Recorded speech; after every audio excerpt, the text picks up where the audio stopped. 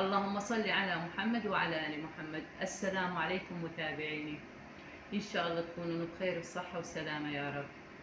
اليوم راح أسوي صينية البطاطا ويا الدجاج. عندي 4 بطاطات قطعتها بالشكل هذا وغسلتها نظيف، هسه نشفت وراح أسوي التتبيلة. وهسه راح أسوي الخلطة. بالبداية معلقة كبيرة بابريكا حلوة، معلقة صغيرة دارسين، شوربة الدجاج، فلفل أسود، زعتر، معلقة صغيرة زعتر، وعندي ثوم مهروس، الثوم المهروس،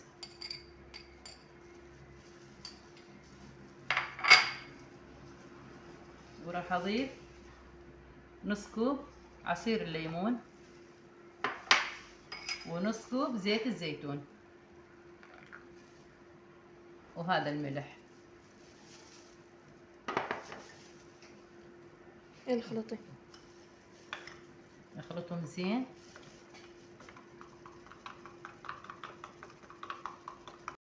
وهسه راح أضيف كمية من الخليط على البطاطا.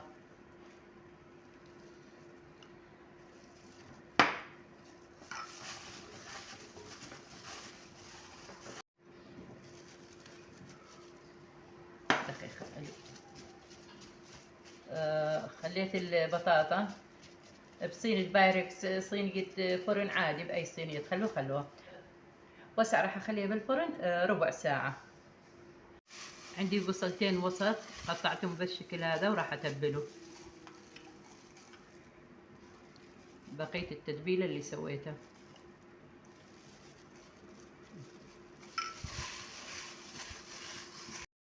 راح أتبل الدجاج نفس التتبيلة.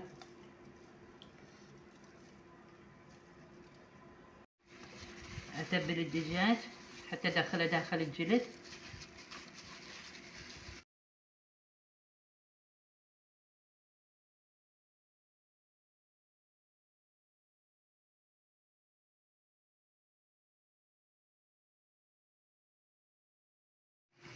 أضيف الدجاج على البصل، أتبله زين إلا ما البطاطا تتحمر، ومدة البطاطا بالفرن ربع ساعة.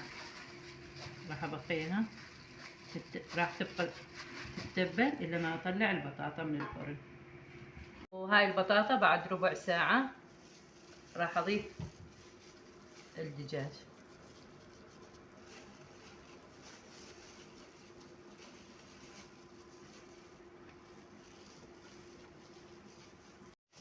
هذا البصل أضيفه على البطاطا